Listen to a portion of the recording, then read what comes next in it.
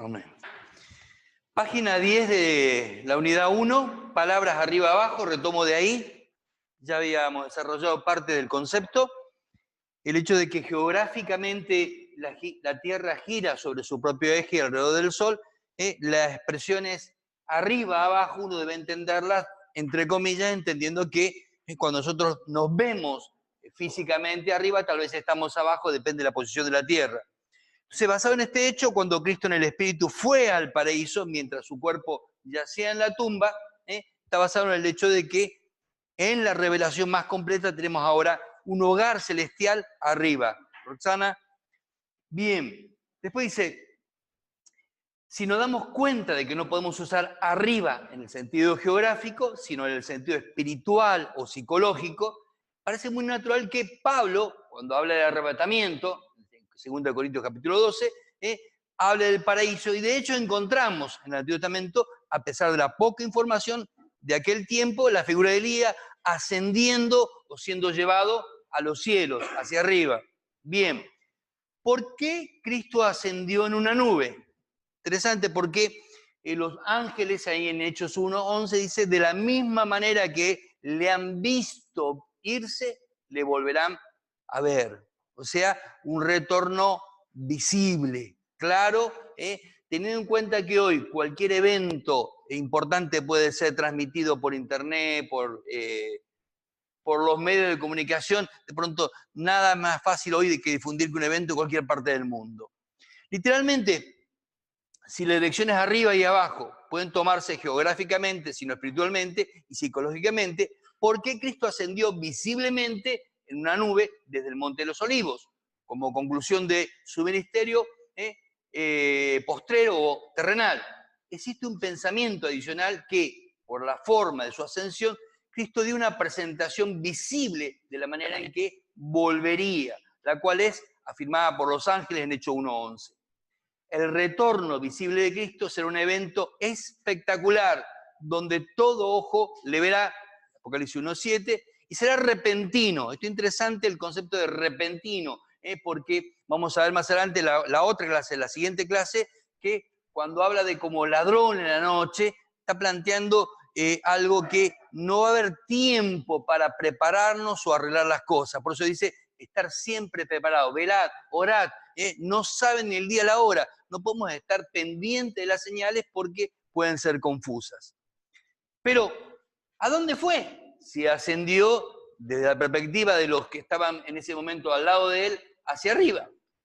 Sugiero, dice el autor, que pensemos en un lugar llamado cielo, porque es un lugar literal, con relaciones personales y verdaderas. O sea, las personas se ven, no se tocan, se ven, se hablan, hay un contacto entre ellos. Pablo dice, no sé si quedarme o partir para estar con el Señor, estar con el Cristo. Esto es interesante, ¿por qué? Porque tanto Testigos de Jehová como Adventista han hablado de que hay un estado inconsciente después de la muerte. La Biblia no dice eso. Aún en Eclesiastés o aún en Job dice, yo sé que mi Redentor vive y me levantará, está hablando del cuerpo de la tumba, habla de un estado consciente, de estar en la presencia, de poder verlo, de participar. Por eso en la transfiguración Dios contesta en un momento determinado, Dios no es Dios de muertos, sino de personas que están vivas. ¿Cómo? Página 10. Antes de Fuente Patrística, punto 4.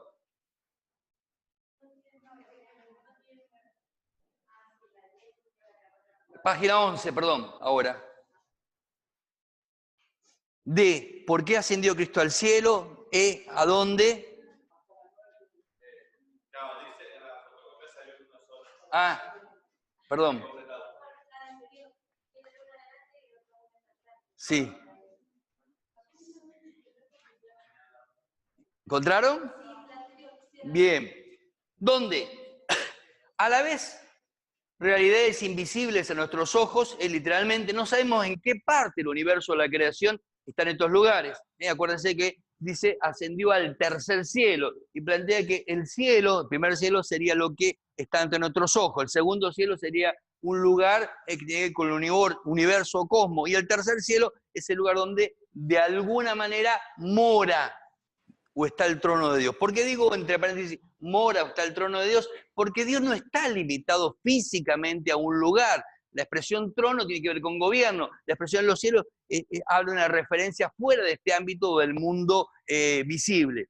Bien, ¿entienden esto? El tema de la imagen, Dios no está restringido a una parte. Yo no sé el caso de ustedes, pero el católico comúnmente cuando pasa frente a una parroquia o cruza en el pasillo, saluda porque para él está en la sacristía, Cristo está ahí encerrado, está en la hostia, está el Sagrado Corazón. Y a veces la gente evangélica tiene una situación similar. Vayamos, pasemos al altar, tengo que ir me tengo que acercar a Dios y voy al templo. Cuando acercarte a Dios es arrodillarte donde estás, en cualquier lugar. No en un templo, en un ámbito de reunión. No está limitado Dios a un espacio. Bien, sigo, bienvenidos. Página 11.e.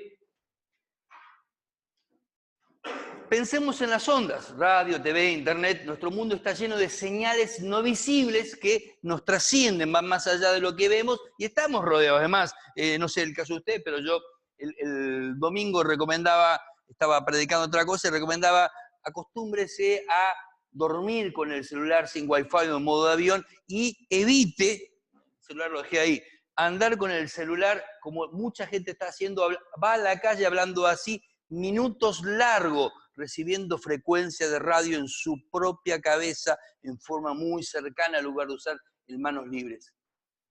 Hay una moda de usar el teléfono así y eso está constantemente emitiendo frecuencia. Si usted lo guarda y usa el manos libres, está menos expuesto. Vuelvo acá. El reino de Dios no solo no es de este mundo. Jesús lo dijo, ¿se acuerda cuando él habló en la oración? Mi reino no es de este mundo, me voy, dijo en Juan 17, sino que también está lleno nuestro mundo de señales visibles, pero el mundo del reino de Dios no es visible, salvo que Dios nos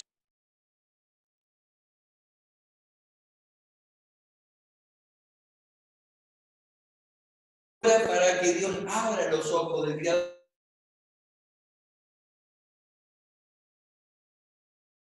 Reino de Dios. No entramos en la presencia de Dios. Somos conscientes de la presencia de Dios. La palabra invocación, que es bíblica, significa traer a Dios acá. Y en realidad soy yo el que debo conectarme con Dios.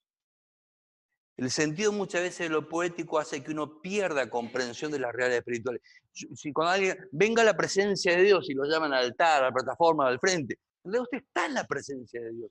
Es su mente y su corazón el que debe tener conciencia de que Dios está allí. Es más, hace tiempo atrás cuando la iglesia comenzó a combatir el boliche, la noche, porque somos del día y no de la noche. Lindo tema. Vamos a ver el año que viene con ética ministerial. Y interesante porque es un texto para hoy. Somos del día y no de la noche. Y uno de los grandes desafíos para la iglesia, vamos a ver en ética ministerial, es la iglesia debe contextualizarse sin perder su esencia, sin hacerse, una palabra que si usted no va a escuchar mucho, mundana. Creyentes mundanos, ya no se escucha. Y en realidad es el conflicto entre tratar de diferenciarnos o mimetizarnos con el mundo. Entonces cuando está hablando acá del reino de Dios, está pensando en la experiencia del criado de Eliseo, 2 Reyes 6:8. Dios tuvo que abrir los ojos para ver que allí, aunque no lo veía en ese momento, estaba el ejército de Dios. Nosotros cuando estamos acá, está el Señor. Yo no sé cómo hace usted, pero en la célula a veces le suelen decir los manuales que hablan de célula de hogares, si usted va a tener 10 invitados, ponga 11 sillas. Si son 20 personas, ponga una silla de más. ¿Por qué? Para ser consciente en dos sentidos, a veces del que está invitando y el hecho de que Dios está allí en medio. Es interesante, yo conocí a un yanqui que él ponía un plato de más en la mesa para enseñarle a sus hijos chicos que no eran 4, sino eran 5 en la mesa. A veces perdemos eso, no nos damos cuenta. Sí, Susana. Bien. Seguimos. Jacob también Dios le abrió los ojos y pudo ver una escalera de los ángeles yendo y viniendo en un ministerio que tiene que ver con usted, conmigo, con la redención de Dios. Yendo y viniendo, no porque Dios necesite mensajero. La palabra en hebreo ángeles significa mensajeros. El mensajero puede ser humano o celestial, sino en el sentido que están cumpliendo un ministerio que tiene que ver con los planes de Dios y los propósitos de Dios. Estos hechos, como la analogía, nos llevan a entender el hecho de que hay un mundo invisible que no está claro ante nuestros ojos, pero está. Lo percibimos de alguna manera cuando Dios nos abre la mente, nos abre los ojos. Lo cual existe en un lugar literal en el universo donde se han ido los espíritus de los muertos y donde tienen relaciones interpersonales. No están durmiendo, no es un estado sin conexión, sino que están conectados y se relacionan con Dios y unos con otros. Yo citaba el caso de que ninguno de los tres, ni Elías, ni Moisés, nunca habían estado con Pedro, Jacobo y Juan, ni ellos con los profetas. Sin embargo, los reconocieron. Esto vamos a ver más adelante lo que habla de que el alma cuando parte conserva la identidad. Fuente patrística. Esto era más largo, yo lo acordé bastante porque dentro de la Iglesia Evangélica se tiene en cuenta que la fuente patrística no es inspirada, usa mucho la Iglesia Católica la fuente patrística, tienen errores, se contradicen entre ellos mismos y plantean mucha influencia helena. O sea, muchos de los padres de la Iglesia venían de un contexto griego y se nota en sus escritos y en su percepción la concepción griega. Los escritos patrísticos son de gran ayuda en la interpretación de la enseñanza bíblica acerca del estado intermedio. Tertulio en su Apología, capítulo 47, protesta contra la interpretación del paraíso en términos de los poetas y los filósofos. Explica las semejanzas diciendo que ellos lo tomaron de nuestra religión. Esto es interesante porque si usted va y busca cualquier civilización antigua, tiene dos relatos. Todas las civilizaciones antiguas tienen el relato de la creación a su manera y el diluvio.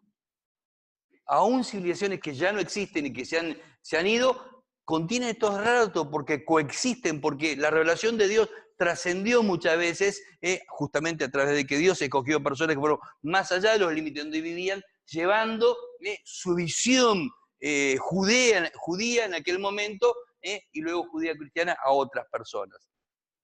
En su tratado acerca del alma, Tertulio razona y especula acerca del Hades y del paraíso. La materia más importante se encuentra en el capítulo 40 y protesta fuertemente, 55, protesta fuertemente en contra de la influencia pagana y las ideas paganas en los capítulos 54 y 56, pero agrega poco a nuestra comprensión de las Escrituras. Hipólito, quien murió cerca del 230 después de Cristo, en su refutación a toda herejía, en el capítulo 16, acerca de Platón, investiga la idea de acerca del Hades, y sobre el tema de los futuros premios y castigos. No está seguro si Platón creía en la transmigración de las almas, como creen los espiritistas, o no. Evidentemente Hipólito nunca había leído el Péodo de Platón. Su fragmento contra Platón sobre la causa del universo niega ciertas ideas paganas. Y dice, porque todos, justos e injustos, serán traídos ante Dios, el Verbo, porque el Padre ha entregado todo juicio a Él, y en cumplimiento del consejo del Padre, al que llamamos Cristo, viene como juez. No es Minos ni Rodamanto quien vienen a juzgar al mundo, o griegos, sino Él a quien el Padre ha glorificado. Aunque Hipólito es antipagano y pro Biblia, añade poco a nuestra comprensión de la Escritura. Seol, concepto del Antiguo Testamento. Lugar de entierro, sepulcro. No será necesario hacer un estudio exhaustivo del concepto del Seol en el Antiguo Testamento. Algunos eruditos sostienen que la palabra allí siempre significa la tumba física o lugar de entierro. Quedamos con un hecho claro. Cristo y los apóstoles enseñaban que el Hades es el lugar del espíritu de los muertos, la región de los muertos, y que estaban muy conscientes que el Hades era la palabra que se usaba en la versión de los 70 para Seol. La versión de los 70 es la traducción que se hizo 2 siglos antes de Cristo del hebreo y arameo al griego. ¿Por qué? porque precisamente un par de siglos antes, siglo IV antes de Cristo, en el exilio babilónico, los judíos pierden como idioma el hebreo. El judío común de la época de Jesús no sabía hebreo, no entendía hebreo. Así que según uno dice, el verdadero nombre de Jesús es el Mesías. Está diciendo una burrada, porque jamás no se usaba hebreo entre los judíos en el tiempo de Jesús. Es más, Yahshua, una palabra muy difundida, es un término anticristiano creado en el Código Real en la Edad Media por un anticristiano. Y no es la traducción de Josué. Guarda con internet que hay muchas cosas que no son correctas. Si usted va a la fuente va a encontrarse que hay gente que repite esto porque lo escuchó en una conferencia, lo escuchó de algún pseudo erudito judío, pero cuando va a la fuente resulta que Yahshua no existe en todo el Antiguo Testamento como nombre. Jamás se usa esa palabra. Jamás.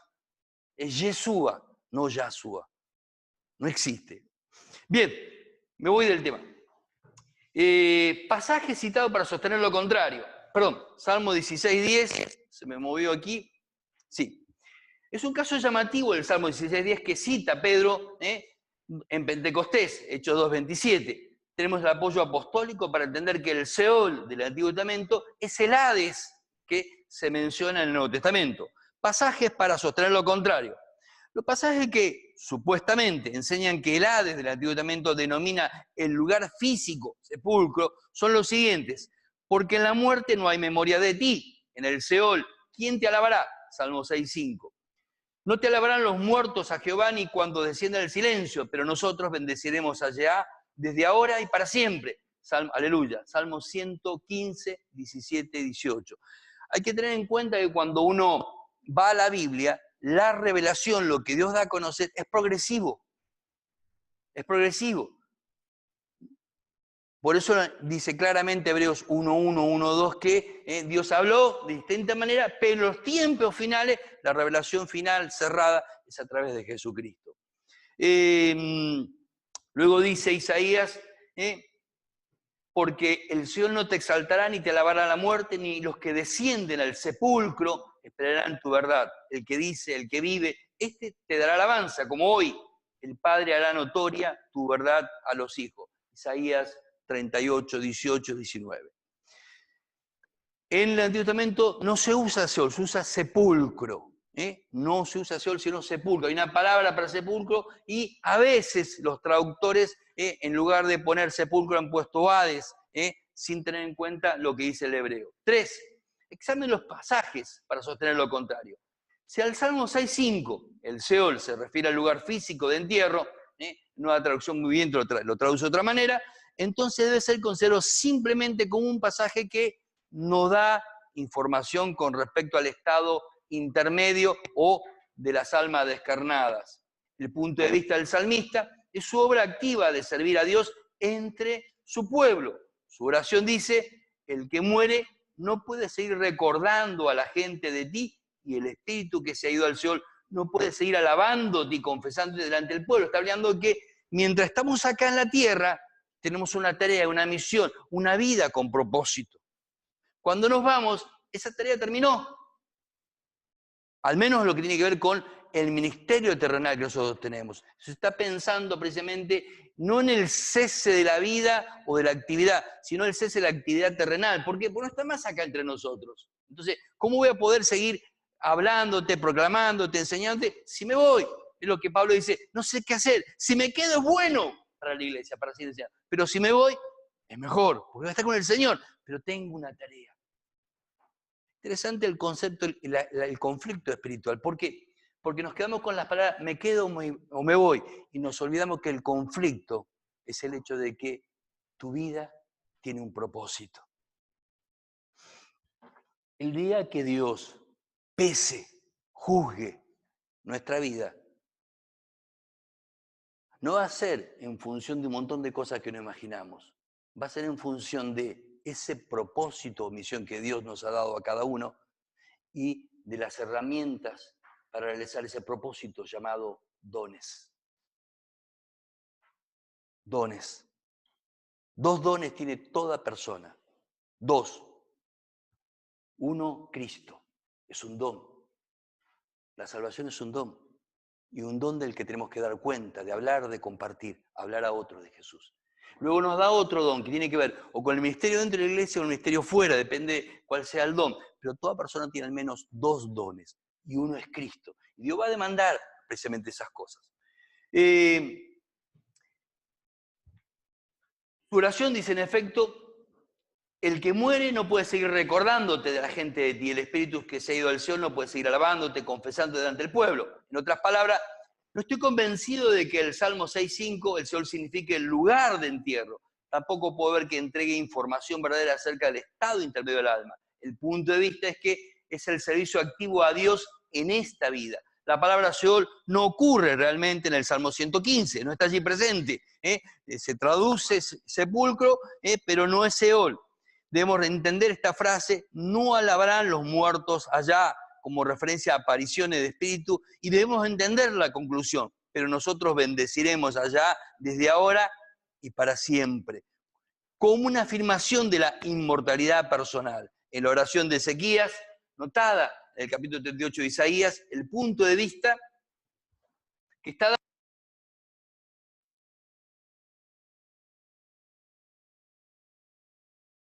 ¿Qué es alabar? Alabanza o dar. Es una forma de, ¿qué es alabar? Alabanza o dar. ¿Hay músicos acá? Ya nada más. Dos. Interesante que a veces los músicos dicen, no, pero yo sirvo a Dios. Es el ejercicio de los dones lo que nos permite la verdadera alabanza a Dios. Si uno canta, ejecuta o preside, pero no tiene un ejercicio, una alabanza fuera del ámbito eclesial o de las reuniones, su servicio no es servicio. No es servicio. No sé cuántos han leído el libro de Marco Ví de Adoremos, cuando él plantea, cuando lo mandan en su primer ministerio a limpiar baños. Y no le gustó nada. Hasta que lo hizo y se dio cuenta que aunque era buen músico y había estudiado, había algo que era necesario resolver en su interior para poder servir correctamente a Dios. Si usted quiere probar un músico, dígale, tómate 2 semanas para arreglar tu relación con Dios o mejorar tu relación con Dios. Y según la reacción que tenga, usted va a saber si está tocando en el espíritu o en la carne.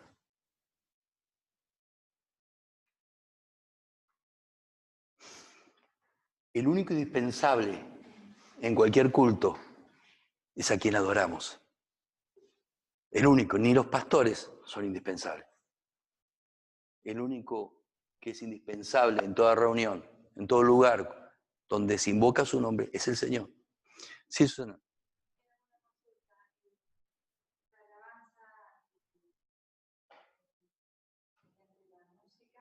¿Ustedes tienen materia de adoración, ministerio de adoración entre las materias del... ¿Sí? Hay una confusión que ha traído acá hace tiempo atrás un salmista norteamericano que es un error muy común. Algunos, lo he leído en libros incluso, dice, la adoración son las canciones lentas, la alabanza son las canciones rápidas. Jamás esa persona se ha puesto a estudiar ni hebreo ni concepto de adoración para decir semejante tontera. No es eso. Usted puede alabar con canciones rápidas, con canciones lentas. Usted puede alabar sin cantar, solamente ejecutando un instrumento o con su corazón. Son cosas, la adoración contiene la alabanza, no son cosas distintas. Yo quería consultar por la danza, qué lugar ocupa o si es bíblico, o sea, si bien la danza es alabanza, quiero saber, o sea, eso no me queda claro. Ninguna de las iglesias del Nuevo Testamento practicó ni hizo alabanzas. Hubiese sido una falta de respeto. Las dos, la danza, perdón. La danza. Pero David no bailó. ¿Cómo? David no bailó. No en el templo. No en el templo. Si hubiese entrado al templo danzando, terminaba con una lanza adentro. No confunda. Si él se hubiese atrevido a entrar al templo danzando, no llegaba vivo. No, no existe en ningún lado de toda la Biblia danza en el templo ni en el tabernáculo. El lugar es santo. La danza es, cuando habla de danzar, hay tiempo para danzar, Eclesiastés está planteando que el pueblo es un pueblo alegre, como nosotros usted salta cuando hace un gol su equipo, cuando, no sé, cuando está de cumpleaños, aprobó un examen, si tiene una buena nota en la materia, no va a decir, 9, qué bueno. No, alguna expresión va a tener. Entonces, la expresión de alabanza no está contenida como un elemento en el culto cristiano, no existe. No hay forma de justificar la danza en un... Es más, pasa que estoy metiéndome en otra materia que no es esta, pero no hay base bíblica para la danza. En el templo, si usted quiere, no sé, bailar el cumpleaños 15, bailar con se casa, si usted quiere saltar y danzar con su hija porque, no sé, está jugando, bárbaro, pero en el culto como expresión de adoración no existe. Sí, lo dice Pablo, lo dice él. Sí. Los católicos lo hacen. Bien. Vuelvo acá. Si en la iglesia Roberto danzan, a mí no me afecta, pero a mí cuando me preguntan yo contesto, no tiene base bíblica. Y cuando alguien me pregunta por internet o en la iglesia a veces lo recibo, le digo, no tiene base, que lo hagan. ¿Por qué? Es más, la danza judía es como la tarantela. Muy distinto mover las caderas, ponerse calzas, ropa apretada y estar en el frente mostrando. Es más, yo, no sé.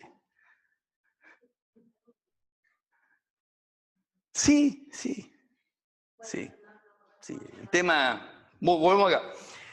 Punto 4, reunido a tu pueblo. La frase reunido a tu pueblo en el sentido de partir e ir a un lugar, denominando la muerte de un justo en el Antiguo Testamento, no apunta al entierro físico. ¿Por qué? Porque en la tierra, en el sepulcro, no se reúne con nada más que con los gusanos, la tierra. Entonces, leemos en Números 27:13 que Dios le dijo a Moisés, tú también serás reunido. Está planteando de una partida, así como Aarón había quedado físicamente en un lugar, pero su ser, su persona estaba en otro lado, iba a ser reunido con su hermano.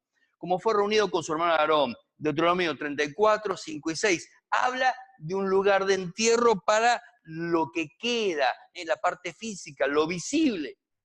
Ahora, concluimos entonces que la frase reunido a tu pueblo apunta al estado intermedio de alma en el Seol o Hades en el Nuevo Testamento.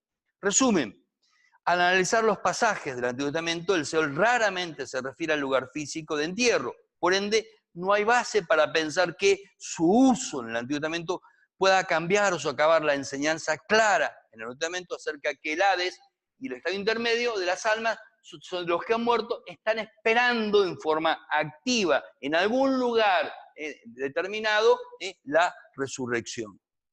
6.6. Capítulo 6, el estado intermedio, antes del tiempo de Cristo. Y lo interesante, ¿por qué? Porque algunos libros y autores dicen que las personas estaban en el Hades abajo antes de Cristo.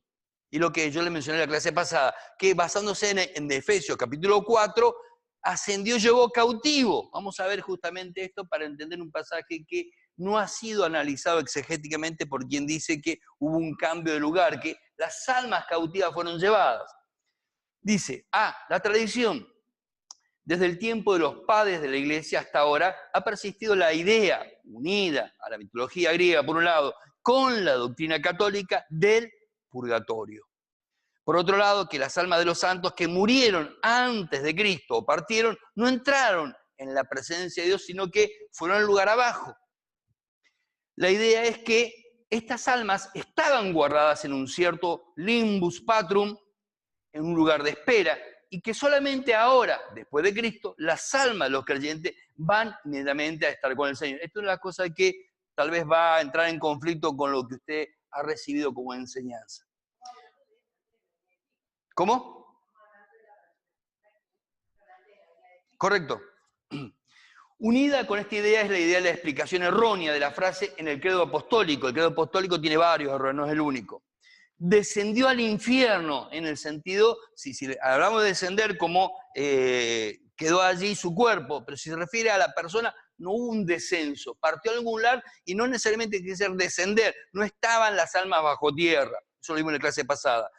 Suponiendo que esta frase indica que Cristo fue al limbus patrus mientras su cuerpo estaba en la tumba, suponen que cuando resucitó, levantó a los espíritus de los santos del Antiguo Testamento antes de su venida y los llevó al cielo.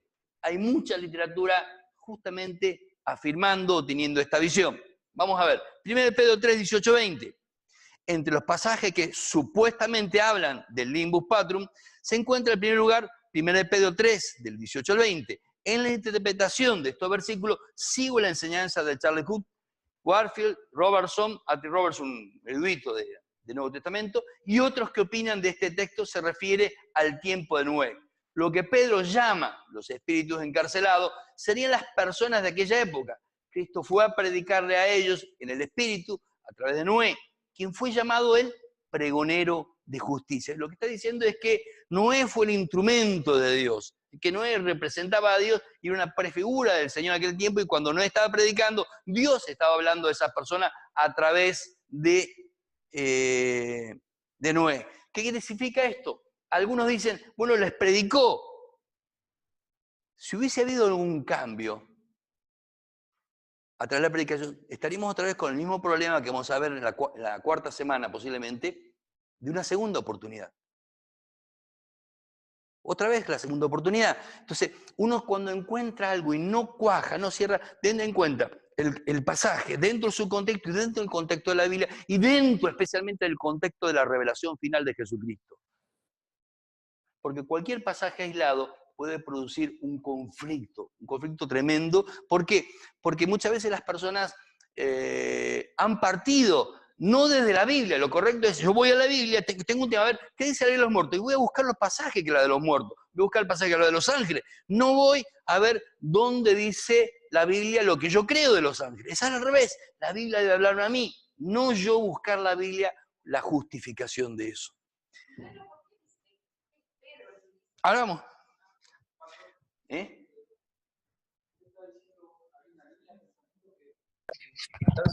Basado en eso, decir que hay como una segunda oportunidad, que Jesús le dio como una segunda oportunidad cuando fue a ese lugar. Correcto. Ah, listo, no, yo sí. no sabía que había... concluir o inferir que fue Jesús y que bajó al Averno, donde estaban esas personas del tiempo de Noé a predicarle, implicaría que tuvieron una segunda oportunidad. Cuando Noé ya les había predicado y la Biblia dice que en los últimos tiempos sería como lo de, o sea, la gente estaría no mirando dónde viene, cuándo se agarran los iraquíes, los iraníes con Israel, que lo que pasa ahora, la gente está en tensión, y Dios dice, guarda, que precisamente como en los tiempos de Noé, como en los tiempos, hace todo, cuando esté todo tranquilo, como ladrón en la noche. Vamos a ver eso más adelante, creo que la clase quinta. Lo que Pedro llama a los espíritus encarcelados serían entonces las personas de aquella época. Cristo fue a predicarle a ellos en el espíritu a través de Noé, quien fue llamado el pregonero de justicia, segunda de Pedro 2.5. Es evidente entonces que Pedro no enseña lo que Rosa preguntó, que mientras su cuerpo estaba en la tumba haya ido al limbus patrum, o al infierno, al Hades. Más bien Pedro está mostrando que fue el espíritu de Cristo en el tiempo de Noé que predicaba la justicia a los que rechazaban la gracia de Dios. Pensar lo contrario implicaría una segunda oportunidad. Segunda de Pedro 2 dice que, ¿cuántos se salvaron? 8, los que entraron al arca. Está planteando ya dogmáticamente que la salvación fueron los que entraron. Es un tipo, ¿por qué? Porque muchos eran los llamados, pocos los escogidos. Entonces ya mismo Pedro está diciendo en el capítulo anterior, ¿cuántos entraron? Los que entraron al arca se salvaron, nada más.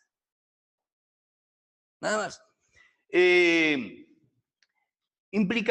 Pensar lo contrario implicaría una segunda oportunidad en el Seol, cosa que no tiene asidero en el plan redentor ni en el resto de la Escritura. ¿Por qué? Porque la salvación es por Cristo, solamente a través del Señor. No hay otro plan de salvación. C, el pasaje que le mencioné antes, Efesios 4, 8 y 9. Otro pasaje que supuestamente enseña la doctrina del Limbus Patrum se encuentra en Efesios 4. Algunos creen que las palabras en el verso 8, llevó cautiva la cautividad, enseñan que Cristo liberó a la gente que estaba abajo. ¿No?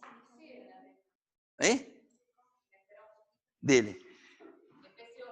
Vuelvo a repetir, todo pasaje conflictivo, léalo en más de una versión.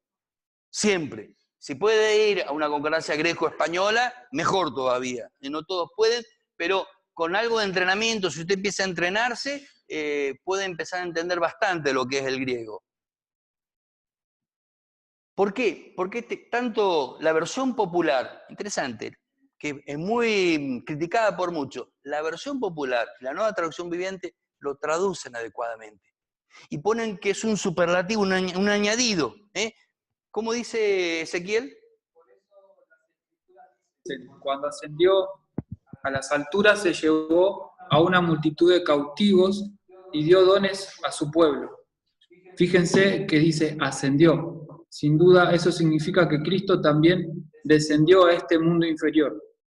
Y el que descendió es el mismo que ascendió por encima de todos los cielos a fin de llenar la totalidad del universo con su presencia. La versión por dice, descendió a lo más profundo, la tierra, dice.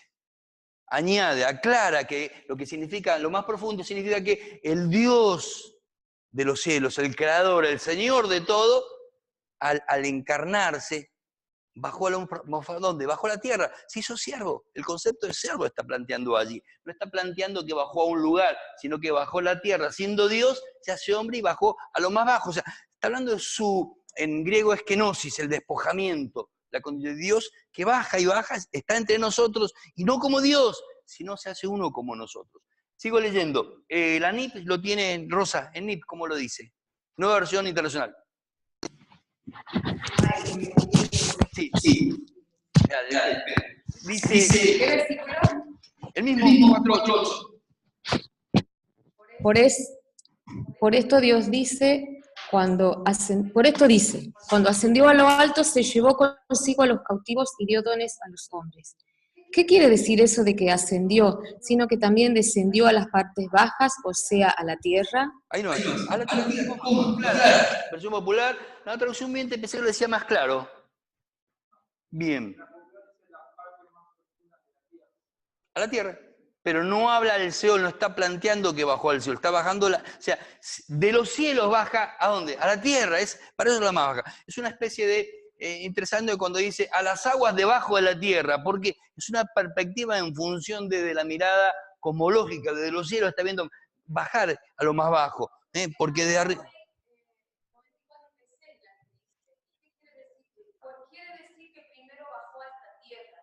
¿Sí? Claro. Pero es la retórica de Pablo. Pablo, cuando argumenta, usa el sistema de los abogados romanos, se llama retórica romana, con preguntas hacia afirmaciones. Bien, el genitivo de la tierra no debe entenderse como partitivo, o sino como apositivo. Cristo ascendió al cielo, pero primero fue la parte más baja, es decir, la tierra. Mateo 27, del 51 al 53. Es el pasaje del cual se dice que enseña la doctrina del Limbus Patrum. Allí indica que al rasgarse el velo del templo ocurrieron varias cosas. Entre ellas, algunos de los santos que ya estaban descansando sus cuerpos en la tierra, revivieron. Podemos entender fácilmente que el rompimiento del velo es un acto físico con profundo significado. El velo tenía 2 pulgadas. Perdón, 4 pulgadas tenía, 10 centímetros. 10 centímetros, no se podía romper tan fácilmente. 10 centímetros, una flor de tela, así, está hablando así de 4 pulgadas. Enfoquemos en los que reviven. No es correcto traducir la palabra egeiro, ahí habla de resurrectar, resucitaron, pero la palabra allí en griego es egeiro, significa levantarse, despertar. No es resurrección. ¿Por qué? Porque los que reviven en Mateo 27 vienen con cuerpos transformados, glorificados o los mismos cuerpos.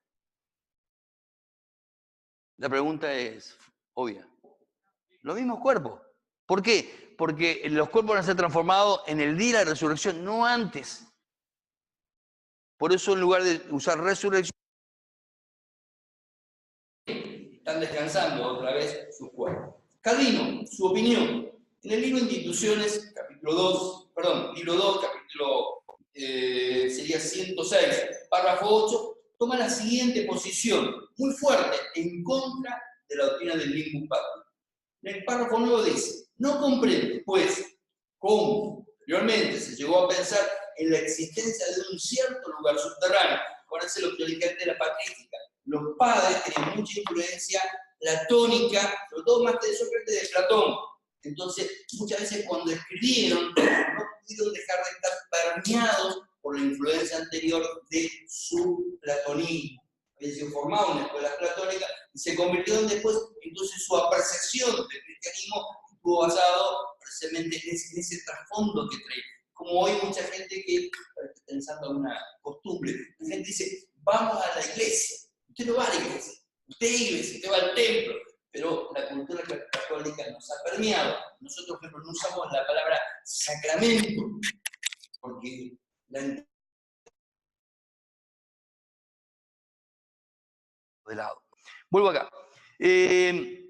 Sin embargo, sigue diciendo Calvino, esta fábula, por más que la hayan contado con el apoyo de grandes autores, y hoy en día, estamos hablando Calvino siglo XVI, XVI, hoy en día muchos que tengan por verdad, no pasa a ser una fábula, porque esa cosa pueril de querer encerrar en una cárcel las almas de los difuntos. Calvino interpreta que la frase en el credo apostólico descendió al infierno como metáfora para describir los sufrimientos del Señor. O sea, descendió al infierno en el sentido de que padeció por, como dice Isaías 53, por causa de nosotros. ¿Para qué?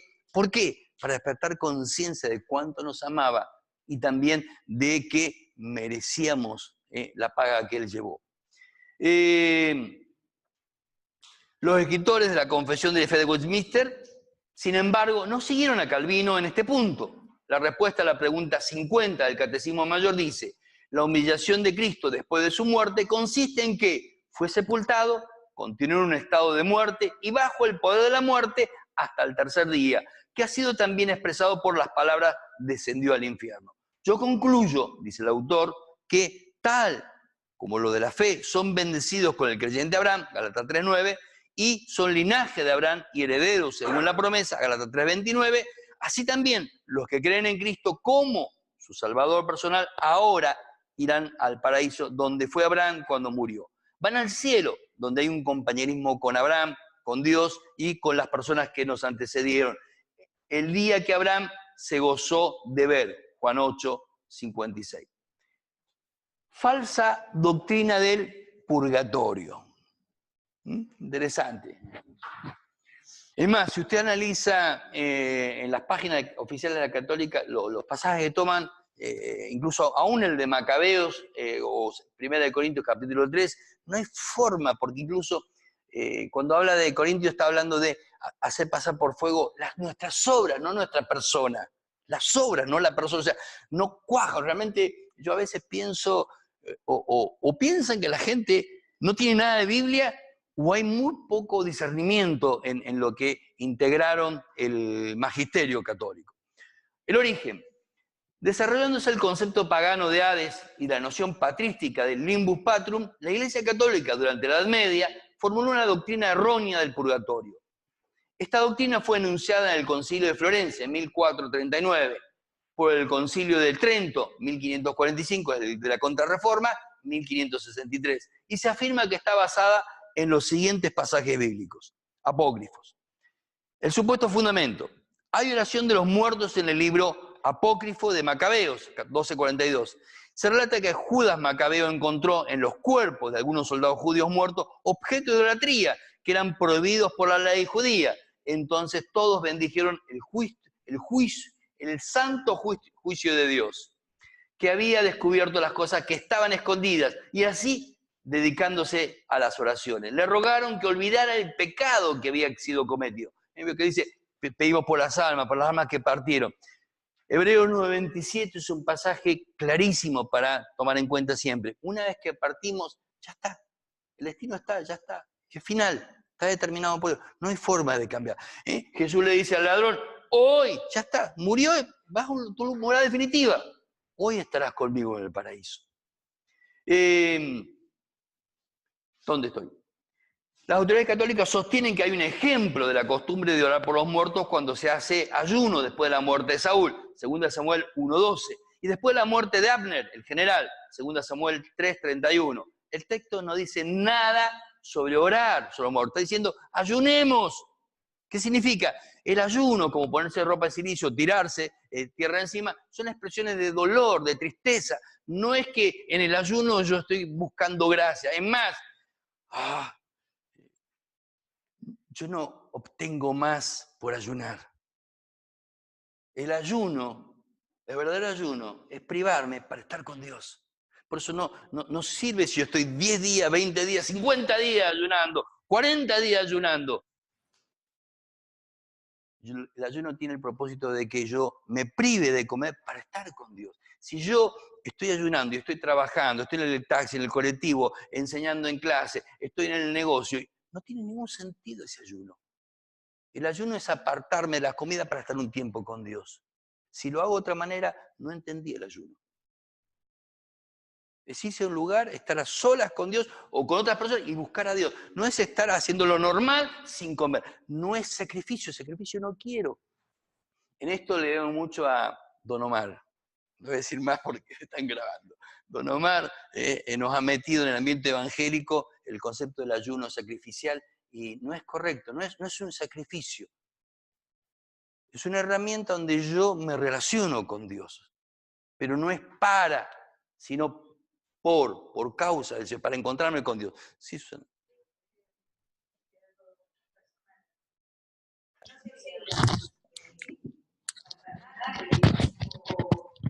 Comercial, o sea, ayuno para algo. Entonces no, por eso. Buscar a Dios, alguna cosa, hacer intercesión más profunda por Dios, pero no es un fin. Es para apartarme. Entonces, así como yo voy a un lado, de una plaza, a un parque, a un monte, a un cerro, al río, y me llevo el mate, la Biblia, y no quiero comer para interrumpir ese tiempo con Dios, es simplemente no como para estar en contacto con Dios. Pero es así como llevo la Biblia y voy dispuesto a orar y tal vez llevo la guitarra o música para escuchar, o sea, todo esto tiene que ver con lo que yo me propongo, encontrarme con Dios o mejorar mi relación con Dios, pero no es un fin en sí mismo. Digo esto porque también esto viene de un trasfondo católico en el sentido ayunemos, y no tiene ese sentido. Yo ayuno para algo, no por hábito, por costumbre. Hay iglesias que lo hacen, ayunemos, parece con los judíos, el segundo día, el tercer día. No tiene sentido hacer eso. Y menos si usted está trabajando, estudiando, realizando. O sea, no tiene ningún sentido que usted desarrolle su vida normal, simplemente se prive de alimento. No tiene valor eso. De las actividades y de la comida, de toda actividad para estar con Dios. Sí. Bien. Tobías 4:18, dice, sacad vuestro pan, vuestro vino para el entierro de un hombre justo, pero no coman, no toméis con el malo. Se piensa que este dicho tiene algo que ver con el purgatorio. Y en cuanto a la posibilidad de ser rescatado del purgatorio, las autoridades católicas apuntan a las palabras de Cristo en Mateo 12:32.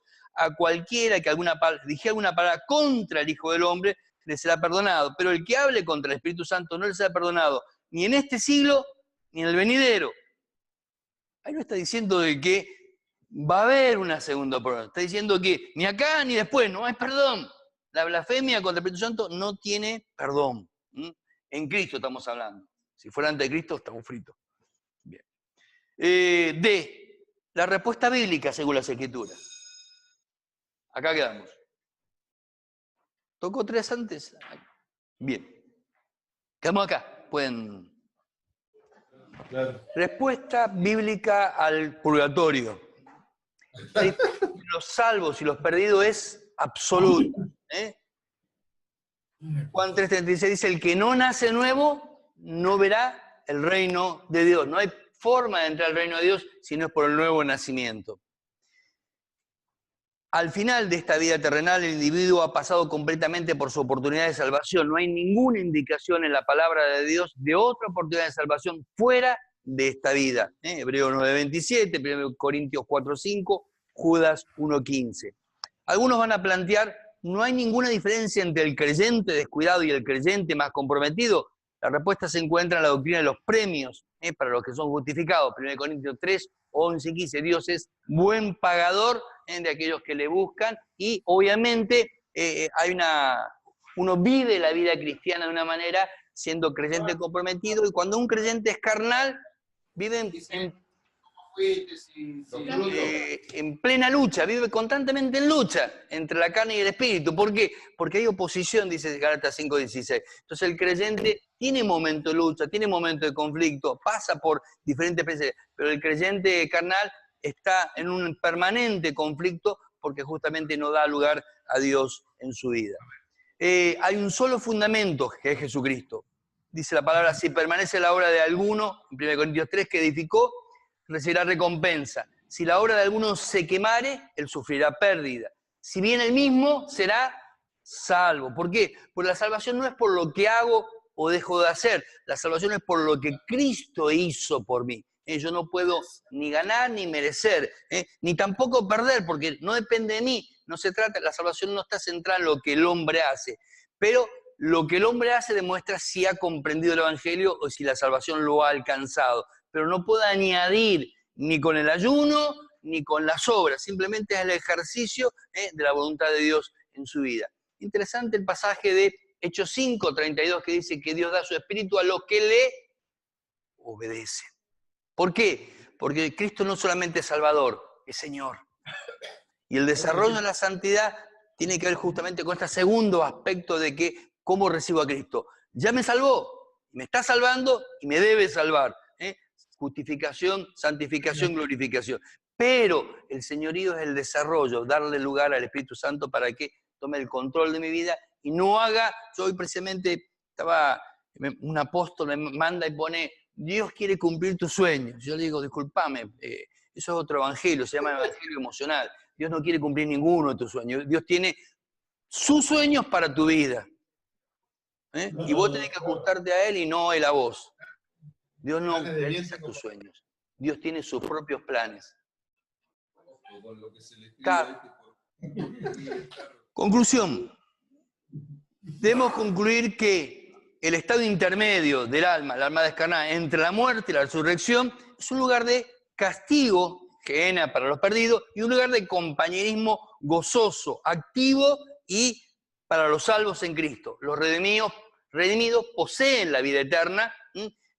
¿Se acuerdan? Hay un pasaje que me encantó, fue el primero que yo aprendí de memoria, Juan 5:24, que dice, de cierto, digo, el que cree, el que oye mi Padre, el que cree en mí, tiene vida eterna, no vendrá a condenación, más ha pasado. Ya está, algo de muerte a vida. Debo desarrollar esa vida espiritual, pero ya la tengo. No hay esperanza que ellos, siendo culpables de pecado eterno, se arrepientan, Marcos 3:29.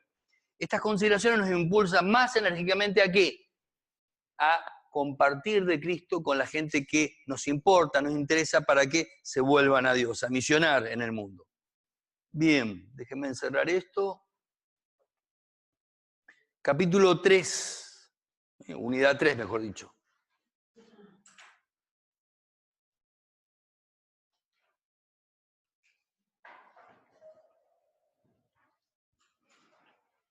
Resurrección corporal del cuerpo. La importancia central. ¿Tienen todos?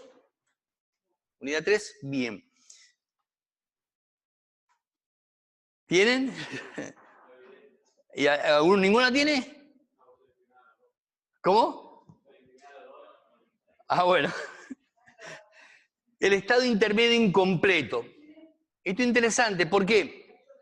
La esperanza cristiana en la vida futura no es simplemente la inmortalidad espiritual del alma, sino que también incluye la esperanza en la resurrección del cuerpo. Los espíritus de los bienaventurados, alma descarnada, están en un estado de gozo con el Señor en el cielo, están conscientes, es el plan de Dios, pero no está incompleto, está faltando la tercera fase de su salvación, que es la glorificación, tener otro cuerpo. Son almas sin cuerpo, le falta algo, le falta el cuerpo espiritual, el cual le va a ser dado en la resurrección. B, resurrección de Cristo. La gran prueba tangible de la resurrección es la resurrección de Cristo. El hecho más comprobado en la historia antigua. La iglesia cristiana a través de los siglos, después de su resurrección, proclama con confianza y gozo, Cristo es nuestra, en verdad resucitó. Interesante, ¿por qué? Porque eso fue lo que motivó. Uno de los autores tertulianos decía que solamente alguien como el cristiano estaba dispuesto a morir por una fe verdadera, porque tenía una esperanza de vida, pero aparte porque los primeros cristianos habían visto al Señor resucitado. 1 Corintios capítulo 15, que dice, más de 500 que todavía viven, muchos de los cuales viven, lo habían visto, no solamente los apóstoles. Resurrección en el Antiguo Testamento.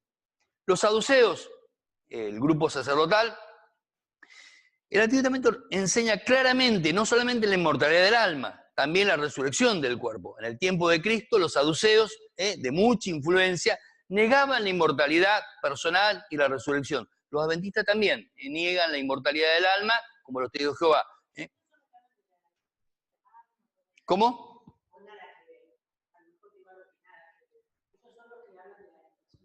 Sí, sí, testigos de Jehová y adventistas tienen en común esa doctrina.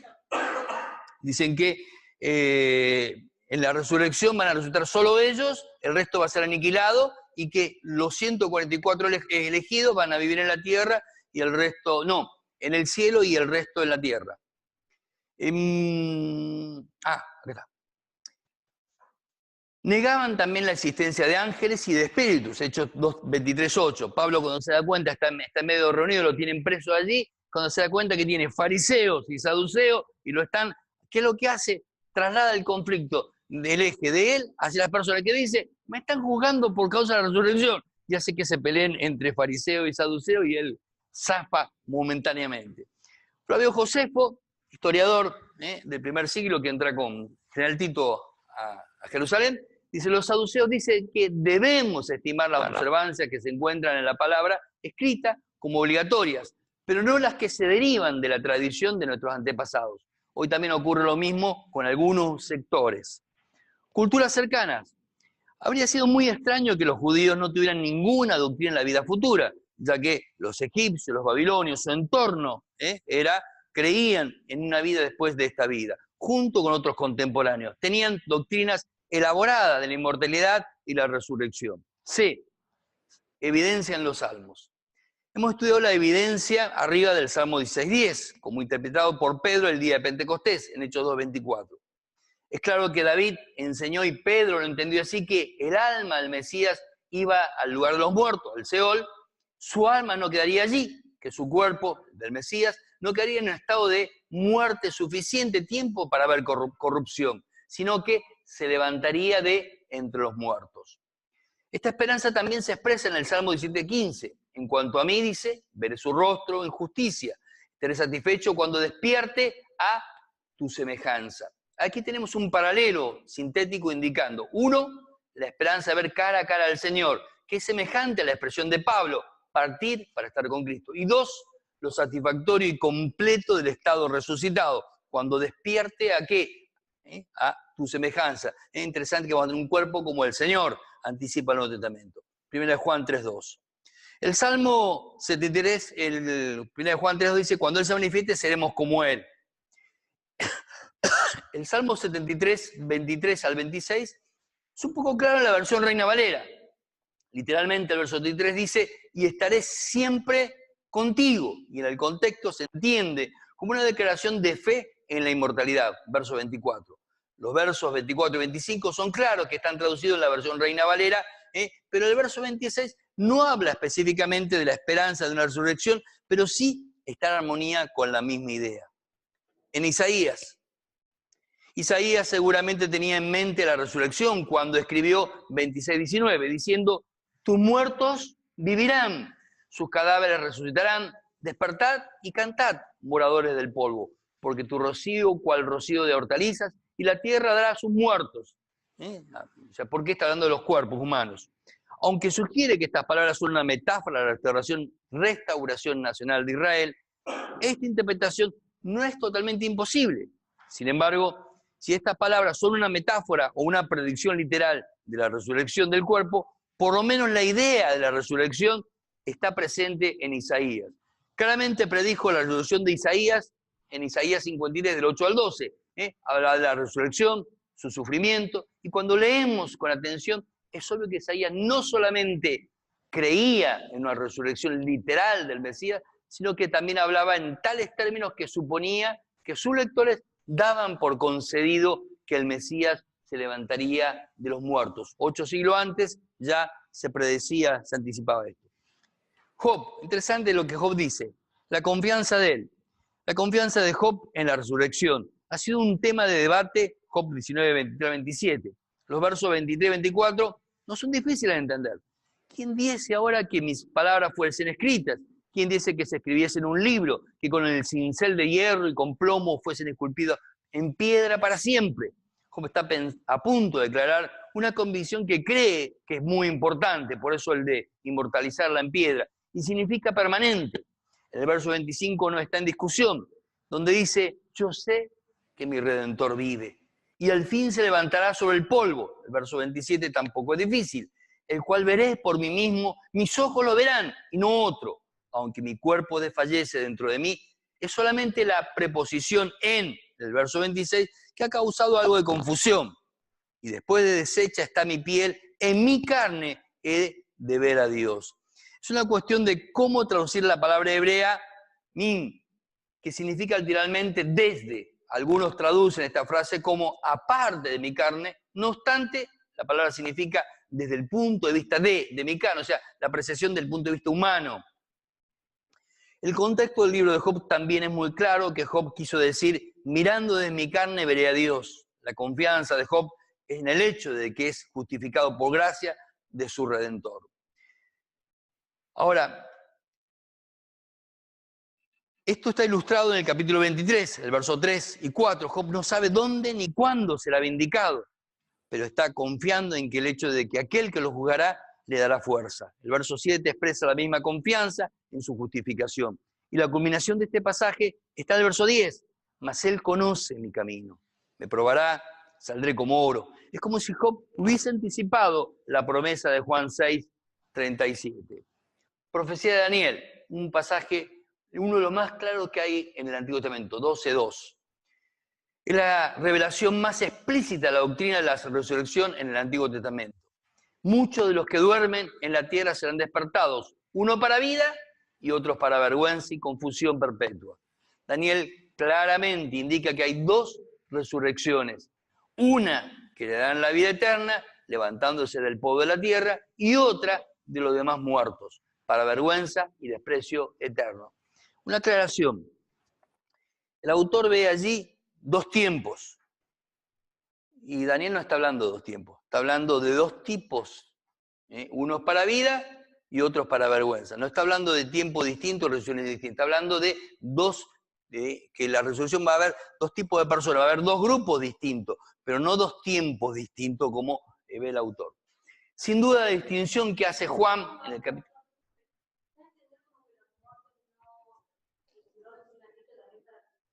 ¿Cómo?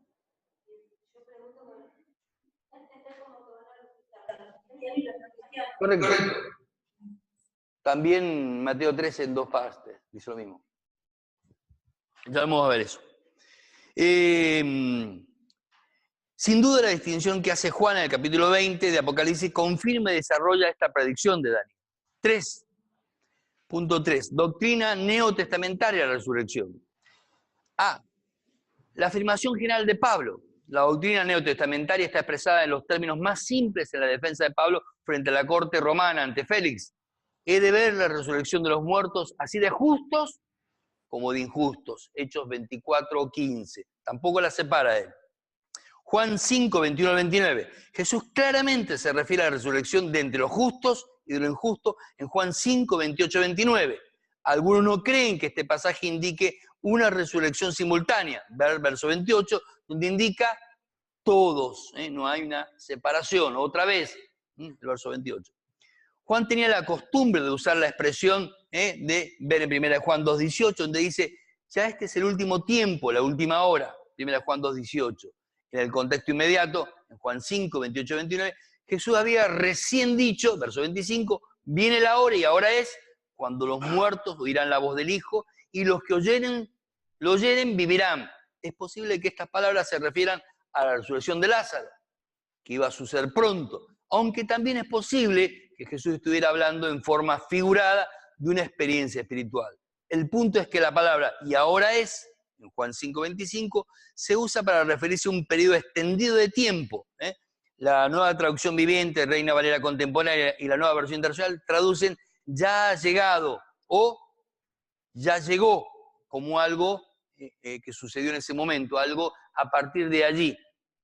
La palabra hora en el verso 28 probablemente apunta a un periodo de tiempo que se inicia en ese momento, y algunos creen que las dos resurrecciones de Juan no son simultáneas. Se verá esto en otros pasajes más adelante. Jesús y los saduceos. La respuesta formal de Jesús a la negación que los saduceos tenían sobre la inmortalidad del alma está en los 3 evangelios. Después de contestar la pregunta acerca de la relación matrimonial, le habían hecho la pregunta si uno se casa, primero uno, luego otro, la ley del levirato. Jesús continuó diciendo, ante la pregunta hipotética, basada en una hipótesis falsa, Jesús dijo, en Marcos, respecto a que los muertos resucitan, ¿no han leído en el libro de Moisés cómo le habló Dios en la zarza diciendo, yo soy el Dios de los vivos?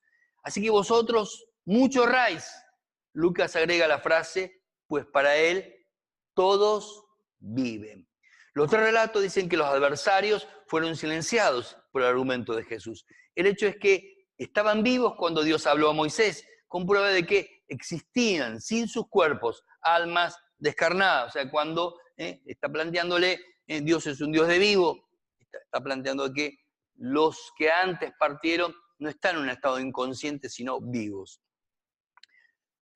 Juan 11, 21, 29, la resurrección. La palabra de Jesús que dirigió a Marta, ¿se acuerdan? Las 2 hermanas, se nota la hermana, las 2 le dicen, si hubieras estado acá. Qué interesante, porque plantea algo interesante, algo que está en el corazón de la persona. Nosotros pensamos que por tener a Dios, todo va a salir para bien. Y sí, para bien de los planes de Dios. Pero eso no significa que va a ser para bien desde mi interpretación o mi perspectiva humana. ¿Entienden lo que estoy diciendo? Dios siempre busca el bien. A los que aman a Dios, todo ayuda para bien. Pero no tu bien. El bien de los planes de Dios para tu vida y lo que Dios tiene pensado para tu vida. A veces la gente confunde esto. ¿Sí, Susana?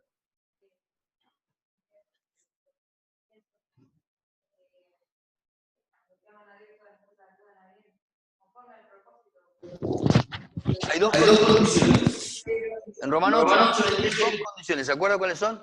Amar a Dios. ¿Y la segunda? Son conectivas. Y los que son llamados conforman su propósito. No alcanza con que ames a Dios. El propósito es que realmente estás amando a Dios. Si no estás en ese propósito... O sea, ayudan a bien, a lo que humanamente a nosotros nos parece que es una tragedia. Sí, muerte, lo que sea, si tenemos la convicción, creemos fielmente en Dios, sabemos que y lo he comprobado en muchas cosas, que más adelante ayuda bien lo que pasó. O sea que el Señor siempre busca nuestro bien, o sea, está en nuestro bien, Él es bien, es amor. Sí, sí. Bien. Dice, Jesús introdujo en Juan 11, 23, 44 con estas palabras, tu hermano resucitará, le contesta a Marta, verso 23. Y Marta contestó como si fuera algo común en ese tiempo entre los oyentes, los contemporáneos de Jesús. Él va a responder, yo sé que resucitará en la resurrección, en el día postero, día final, verso 24. Las palabras yo soy la resurrección y la vida, verso 25, son un ejemplo de lenguaje figurado que se llama personificación. Es como si dijera, la resurrección y la vida dependen totalmente de mí y serán realizadas dentro de mi poder y mi esfera de acción. Jesús es quien levanta y el agente que causa esa resurrección. La personificación no tiene dos direcciones. Si decimos que Dios es amor, no implica que el amor es Dios. ¿Entiende el axioma, digo, la preposición aquí? Dios es amor, pero no significa que, bueno, porque hay amor, está Dios. No, eso sería panteísmo.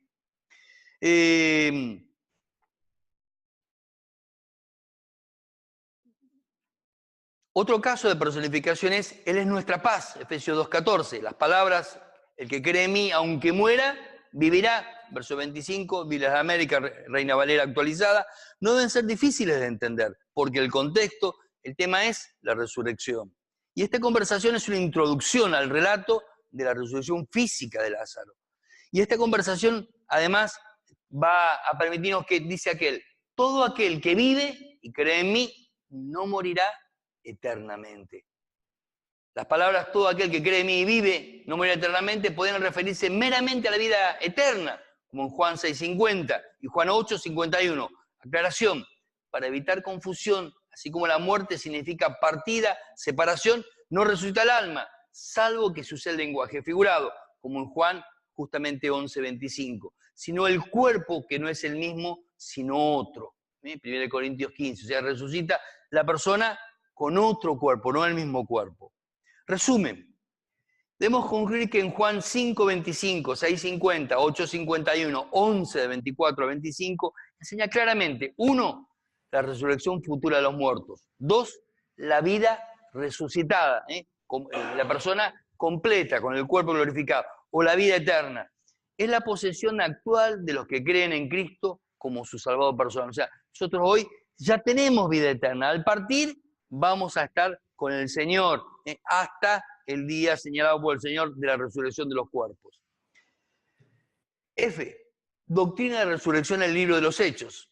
El cristianismo desde sus inicios se centró en la realidad de la obra de Cristo, su pago, su muerte, su resurrección. La misma fue considerada para los testigos oculares como un hecho indiscutible. ¿Alguien ha leído o conoce la Didaché? Didaché o Didajé. Es un documento extrabíblico de primera mitad del primer siglo. Es antes que cualquier escrito de la Biblia, antes que Tesalonicenses. Tesalonicenses del año 52. La Didajé es anterior. Contiene un montón de cosas. No todo hay que leerlo, pero es un documento incluso, es extrabíblico, pero plantea justamente que la iglesia se reunía el día del Señor, día domingo, porque celebraba la resurrección del Señor. Habla del bautismo en nombre del Padre, Hijo y del Espíritu Santo, plantea varias cosas interesantes que confirma lo que otros quieren negar manejando la Escritura. Plantea varias cosas interesantes. Se consigue fácilmente. Son los dichos de los apóstoles. Didajé en griego es dichos.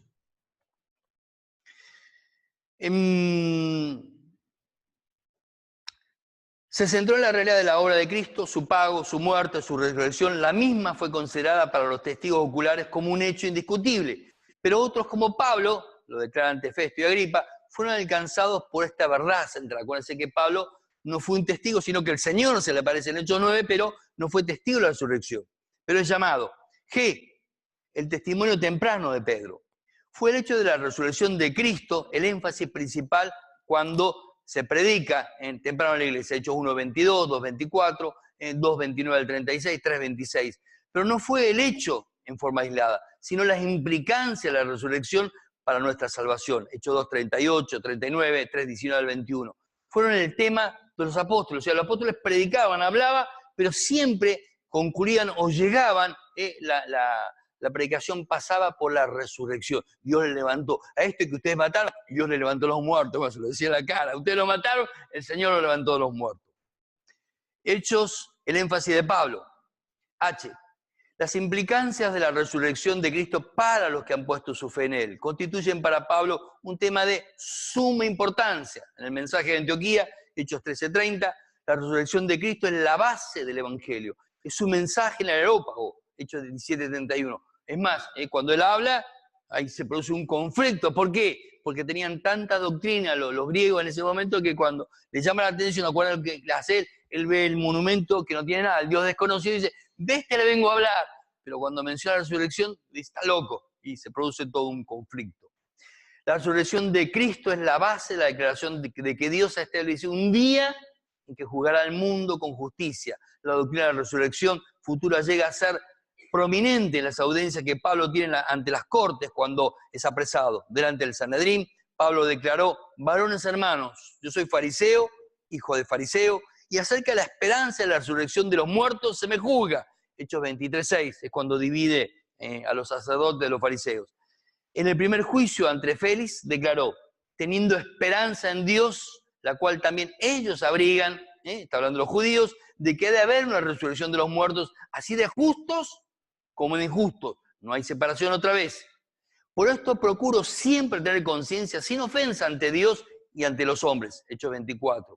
En esa misma ocasión, en el verso 21, vuelve a reafirmar el tema que llevó ante ellos. En la segunda audiencia, cuando lo vuelven a llamar, Félix lo llamaba a ver si le daba plata, lo vuelve a citar, lo vuelve a convocar, y dice acerca de la justicia del dominio propio y del juicio venidero. Cuando escucha esto, el otro se asusta. ¿Por qué? Es interesante, porque produce cierta convicción de pecado en una situación particular. Claramente el tema del juicio venidero involucra la discusión de la resurrección. No puedo separar una cosa a la otra. Cuando hablamos de resurrección, estamos hablando de que Dios también va a llamar a nuestras vidas ante lo que está en Apocalipsis 4, el juicio del trono, donde tenemos que dar cuenta de nuestra vida. Con 2 Corintios habla que somos administradores, nuestra deben ser hallados, infieles, pecadores, fieles. Fieles. Cuando Festo, quien siguió a Félix, dio su informe a Agripa, resumió el caso de Pablo en estas palabras. Tenía contra él ciertas cuestiones acerca de su religión y de un cierto Jesús, ya muerto, y que Pablo afirma está vivo, Hechos 25:19. Esta última audiencia ante Festo y Agripa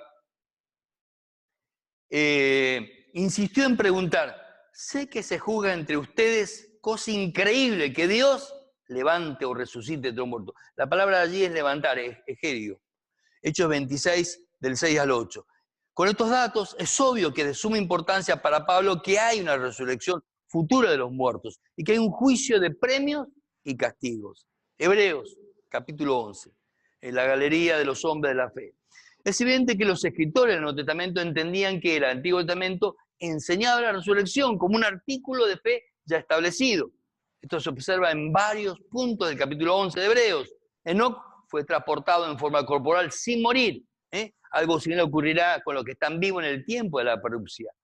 Esto implica que los justos tendrán una forma corporal en su estado final.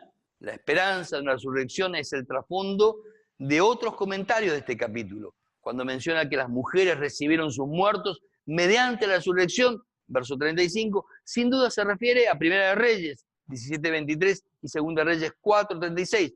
Los últimos dos versículos del capítulo son explícitamente escatológicos y hacen un resumen de la fe del Antiguo Testamento.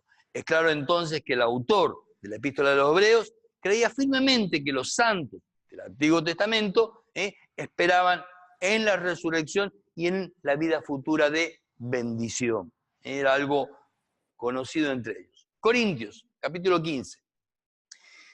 Tal vez el pasaje que más datos da, que revela bastante cosas que no están en otras partes, incluso más que en Apocalipsis, porque no es un libro simbólico como Apocalipsis. Dice, relaciona la resurrección del capítulo 15 con 1 Corintios, los versículos del 1 al 11 fueron analizados en el capítulo anterior. Ahora enfoquemos del 12 al 19. Empezando por el versículo 12, Pablo utiliza la resurrección de Cristo para corregir una doctrina errónea que había surgido en Corintios. Pero si se predica que Cristo resucitó entre los muertos, ¿cómo dicen algunos de ustedes que no hay resurrección de entre los muertos? Algunos creen que en la iglesia no solamente estaba fraccionado en grupos, sino que cada grupo tenía un cúmulo de doctrinas que identificaba a ese grupo en particular. Algunos suponen que creían que nuestra salvación, perdón, me estoy saltando un pedacito. Algunos creen que esta iglesia no solo estaba fraccionada en grupos, 1 Corintios 12, 1 del 12 y 13, sino que estos grupos también tenían opiniones distintas. Es posible que rechazaran la crucifixión, tenían una incipiente gnóstica. ¿Por qué? Por ser demasiado carnal morir en una cruz. Y veían las cosas de un punto de vista muy griego, la materia es mala, lo bueno es el espíritu. Pablo contesta explicando que la esencia misma y el fundamento del mensaje cristiano es la resurrección corporal, la materia escrita. La materia no fue, Dios hace las cosas materiales. El mundo dice, bueno, cuando crea el ser humano, sexto día, fue muy bueno, grandemente bueno, no fue malo. El problema fue que el pecado que arruina las cosas. Es más, paréntesis. El otro día estaba con una adolescente, no sé qué habrá escuchado en el colegio, y decía, pero ustedes son medio santulones, no hablan mucho de ciertas cosas. Y yo le dije, quien puso en el corazón del hombre, la mujer, el deseo por el otro, fue Dios, fue una idea de Dios. Vos la comida le pones sal, yo no le pongo sal, no puedo poner sal, le pongo pimienta, curry y otra cosa, para darle gusto. Quien le puso gusto a la relación de matrimonio fue Dios, fue una idea de Dios. Fue Dios quien nos creó, le decía a la persona, con zonas erógenas, zonas que producen placer para descansar, para relajarnos o para otras cosas. Dios hizo eso. No es una creación del hombre. Es el hombre que debe descubrir desde la perspectiva de Dios cómo Dios ve la sexualidad. Vuelvo acá. Pablo contesta explicando justamente esto. Y al examinar la respuesta de Pablo, versos 13 y 19, es claro que él apela a la resurrección de Cristo como un hecho indiscutible. Y utiliza este hecho para obtener la conclusión de que hay una resurrección del cuerpo. En el verso 20, Pablo continúa, dice, mas ahora Cristo ha resucitado de entre los muertos. Primicia, primero fruto de los que durmieron, versos 21 y 22. Después Pablo desarrolla una analogía por contraste entre Adán y Cristo con respecto a la resurrección. Y resalta en el verso 22 que habrá una resurrección futura efectuada por el poder de Dios. En los versos 23 al 28 revela 3 etapas de esa resurrección, cerrando con el postrer enemigo, que es la muerte. Ya hemos notado las 2 etapas de su resurrección. Daniel 12:2 dice en el comentario de Jamieson Facing Rome, citando, muchos entre los que duermen se levantarán a vida eterna, pero aquellos, el resto de los que duermen, ya no despiertan en ese momento, serán levantados para vergüenza, cosa que no dice Daniel. Dice el comentario, pero Daniel no dice, no hace ese añadido que hay allí. También hemos notado la referencia de Cristo a las 2 resurrecciones distintas, según lo hicieron unos para vida y otros para juicio. ¿Entienden lo que estoy planteando? Daniel dice que va a haber 2 resurrecciones no distintas, o sea, unos para vida y otros para muerte. Los que tienen una perspectiva escatológica premilenial, cuando leen esto, entienden que son 2 eventos distintos, no simultáneos. El texto dice, Daniel 12:2, que va a haber resurrección para vida y para muerte. No dice 2 tiempos distintos. No dice 2 tiempos distintos. El hebreo tampoco permite inferir que hay 2 tiempos distintos. Está diciendo claramente que 2 destinos distintos. Volverán a la vida, unos para muerte y otros para vida. ¿Entienden lo que estoy diciendo? ¿Sí? El libro... ¿Cómo? Sí. Daniel dice eso. No habla, en ningún momento dice primero una, no habla nunca primero y otra después. Vamos a ver más adelante, creo que la clase que viene, en Hechos, en Mateo 13, claramente que plantea, dice, Juan 5, el 28, que no lo buscamos en la Biblia, dice, a su voz hablan unos a vida de muerte y otros, está hablando de una voz, no habla de eventos separados. Me perdí, acá. Pero ahora será suficiente decir que Cristo mismo es la primera etapa de la resurrección, según 1 Corintios 15. Posiblemente estén incluidos con Él los santos resucitados que son mencionados en Mateo 27, o sea, cuando se desgarra el templo, se abre el velo, resucita. Ellos serían las primicias, los primeros frutos, el anticipo. Acuérdense que primicia es los primeros frutos. Los que son de Cristo, sería la segunda fase, ¿cuándo? En su venida. En su venida. Plantea algo muy particular. En su venida. Vinculando la resurrección con su venida. No separa la venida de la resurrección. Aunque requiere más atención, algunos creen aquí, verso 24, que se habla de una tercera etapa de la resurrección. La dificultad es que los versos 24 y 28 no están hablando de resurrección, sino de otros sucesos concatenados con su venida. O sea, efectos que son subsiguientes a la venida del Señor. ¿Por qué? Porque tiene que ver juicio, resurrección, o sea, eventos que sean uno tras el otro, pero algunos ven que hay una separación en tiempo. El texto no permite eso, salvo que yo lo quiera ver, pero el texto, por liso y llanamente leyéndolo, no me permite esa inferencia.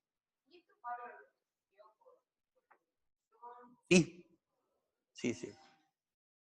Aparentemente Pablo tiene tres tiempos diferentes. Dios se le revela, le habla, después es instruido en los primeros pasos por Ananías cuando está en Damasco, y luego se acuerdan que él desaparece 3 años. En 3 años hace un retiro, desaparece. Y lo que hace es replantearse todo lo que había creído en función de lo que Dios le revela. Entonces después recién comienza, o sea, primero va a predicar a Damasco, pero tiene un tiempo donde él necesita revisar todo lo que ha creído. Es interesante porque los que han venido de otra religión, yo he venido de un catolicismo activo, cuando empecé a leer la Biblia tenía que parar cada 2 por 3 y decir, pucha, yo creía, a mí me dijeron esto y acá dice esto, a mí me dijeron esto y hacía otro. Es interesante de poder hacer ese ejercicio hoy. Yo a veces hago, para evitar lo que la gente suele hacer cuando predico, digo, porque dice el Salmo 151, verso 2. Y yo sigo. Hasta que algunos reaccionan y dicen, pastor, no hay Salmo 151. Entonces lo que busco es que la gente esté atenta. No a lo que yo digo, sino que si lo que yo digo está basado en la palabra. Pero tienen todo el apunte.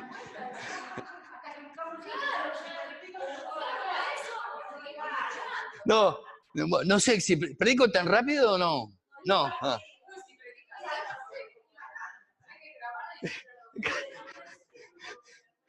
Me decía la otra vez Roberto, cuando hablaba en la radio los otros días, no lo reconocí porque hablaba despacio. No siempre hablo rápido. Sí, bien, vuelvo. El tema de leerles, por eso les doy todo el material, les mando el material, me preocupo que ustedes lo tengan, y de repasar, y le doy la opción de que no va el examen todo lo que se vuelca en clase, sino lo que yo he subrayado. Yo me hago un doble trabajo, yo leo el material, lo corrijo, agrego cosas, saco cosas, pero también luego tengo que hacer una segunda lectura donde yo voy a marcar lo que considero importante que usted estudie para el examen.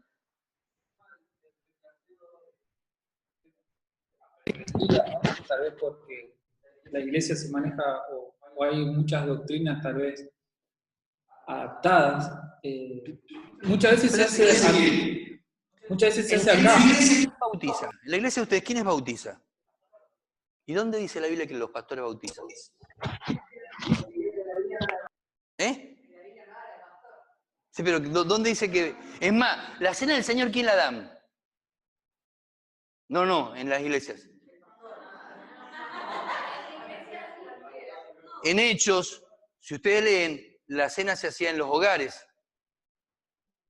Y había, con Matías había 12 apóstoles. Es imposible que los apóstoles dieran la cena al Señor, no la daban ellos. Imposible que la dieran, porque se da en la casa. El padre de la casa daba la cena, porque inicialmente era así. Luego se comenzó a dar, cuando la iglesia crece en espacio abierto, se celebraba la resurrección y se comenzó a hacer en forma de otra manera. Pero muchas cosas uno las debe revisar. Cuando va a la Biblia o escuchas, ver si lo que me están diciendo, están enseñando, ¿viene del Señor o es una tradición?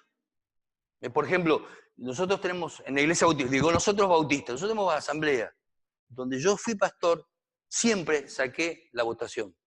Siempre. ¿Por qué? Porque no hay ningún fundamento para una votación. Mayoría no es sinónimo de voluntad de Dios. La Biblia da de ponerse de acuerdo.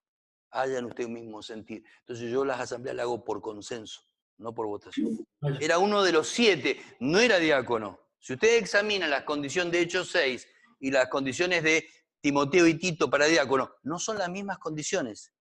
Es el pretipo, la gente de Hechos 6, de diácono. Pero Felipe no era ni anciano, ni diácono, ni presbítero, ni apóstol. Era un evangelista. Y no tenía más calor que ser uno de los que servían las mesas. Uno de los 7 escogidos en Hechos 6. Y bautizaba. Unas costumbres del catolicismo. El hecho de que está... Clericalismo se llama. Busquen el siglo II. Busquen después el clericalismo, que es cuando la persecución arreció contra especialmente los líderes de la iglesia. Entonces, ¿qué hace la iglesia? Como hizo el tiempo del apóstol, los obispos son protegidos y para que no los maten, y crece la figura justamente del pastor, del obispo, y termina derivando en lo que hoy se llama clericalismo. Algunas cuestiones que no sean, está bien, digamos, que lo haga una autoridad de la iglesia, digamos, de la comunidad, digamos. Yo creo que por ahí la cuestión no es salir de la cuestión No estoy diciendo que la tradición de la iglesia, sino que yo justo cerré el micrófono, perdón. Bueno, no logré cerrar. No estoy viendo que anulen las tradiciones o cosas que tienen, sino que las revisen para ver cuán bíblicas son. ¿Por qué? ¿Cuándo usó corbata el Señor? ¿Cuándo usó equipo de sonido o guitarra? O sea, hay cosas que nosotros tenemos y son esenciales. Sí. De cierta manera, también hay como una votación. O sea, es un juego de palabras. Votación, consensual. Y cuando se vota también le llegamos a consensuar. Pues usted, nosotros planteamos el tema, o sea, lo que hacemos es que le damos el punto 15. Los temas a tratar en una asamblea se revisan, hay que escribir un acuerdo de la iglesia, después se lleva a la asamblea, los argumentos, se deja el tiempo necesario para que hablen, pregunten, y después se dice, bueno, ¿estamos de acuerdo en hacer esto? ¿En cierta manera se vota político o no? No votamos, porque si hay personas que dicen, pastor, todavía no entiendo, lo posponemos. Si alguien dice, no estoy de acuerdo con que compremos tal lote o vendamos tal lote, esperamos que... No. ¿Cómo? En cierta manera es votar, decir, no estoy de acuerdo. No votamos. Bueno, pero es como puso a la verdad con la reunión. Norma, si, por ejemplo, si Jonathan y Roberto proponemos, por ejemplo, comprar un terreno, no sé, en Colastiné, por así decirlo, no sé, a ver, en Alto Verde, y todos están de acuerdo, pero Roberto y Jonathan no. Entonces nosotros no, si hay dos que dicen no estamos de acuerdo, no nos convencen, en el momento uno esperamos. Hasta que todos estén de acuerdo. Se pospone. No, después se trata de convencerlo, pero se busca más. ¿Están todos casados? No, todos no. Todos no están casados. Bueno, la mayoría sí. En el matrimonio se da esto, el matrimonio no se da cuenta. ¿Por qué? Porque muchas veces uno propone y la otra vez no está de acuerdo, pero cede. ¿Qué significa concede? Se pone de acuerdo. Ya, estar de acuerdo no significa que yo piense igual, sino que voy en la misma.